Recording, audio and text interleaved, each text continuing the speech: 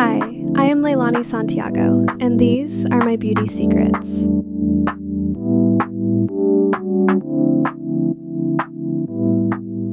First, I like to start with my skincare routine, and personally, I believe that this is the most important part of a routine because it sets the base for your skin.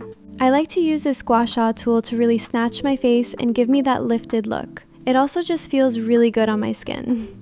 Now I'm going in with some niacinamide serum, which helps hydrate my skin so much. It's almost been 1 year since I started my TikTok account, which is honestly crazy to just even think about. When I first started posting, I didn't really expect much because I saw so many different creators posting, and I just thought making videos was fun. I literally remember spending hours editing videos that barely got any views, and looking back, those videos were definitely not my best work. But honestly, I just thought it was super silly and fun to do, so I'm glad I continued. One tip I do have is just to keep posting, even if your video barely gets any likes. A lot of people only see the viral videos, but they don't see all the videos that came before them that flopped so bad. So just keep posting and being consistent.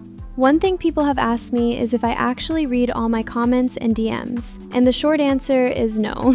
Okay, for comments, I do actually read all of the ones made for like the first 2 to 3 days, but after that, I don't really. For DMs, I do actually read a lot of them, but I have a weird filtering system, and I've just been so busy so I don't reply. But I might do that in a video for you all, so we'll see.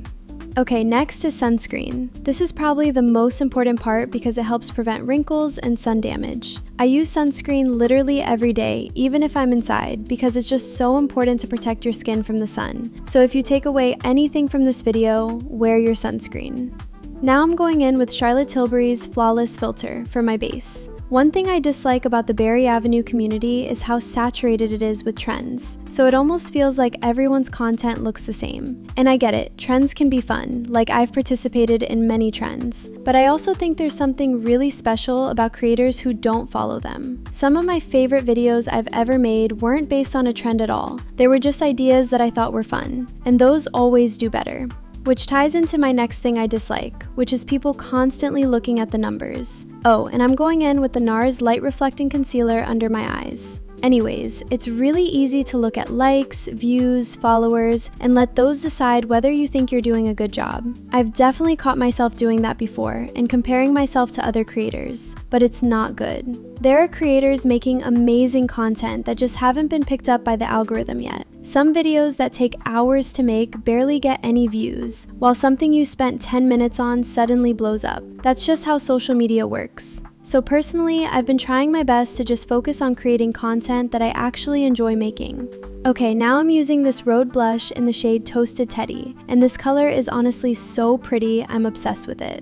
One last thing I dislike is the amount of drama. It seems like every week someone is getting canceled or everyone's arguing about something that probably won't matter a week later. Sometimes I think people enjoy watching creators fail more than they enjoy watching them succeed, and that's honestly kind of sad when you think about it. But don't get me wrong, it's good to hold people accountable when they actually do something wrong. But not every little mistake needs to turn into this huge internet event. Like sometimes I sit and wonder if it's actually that serious, which I know can be hypocritical because I've had my fair share of drama. But I do think when an incident isn't that severe, you should at least try to talk a person before bashing them online or to others, because in this community, word spreads quickly. And now we're finally done with the makeup, so I'm using Charlotte Tilbury's Airbrush Flawless Setting Spray, and moving on to hair next because that's really important. Hair definitely makes or breaks your look. I have a couple of tutorials for that on my TikTok. The 3 essential things you need to look good is hair, makeup, outfit, in that exact order. You must have at least 2 of the 3 done when going out to presentable. I usually do hair and outfit when I'm lazy because it takes less time. Okay, now I'm going to blow dry my hair and change into my outfit.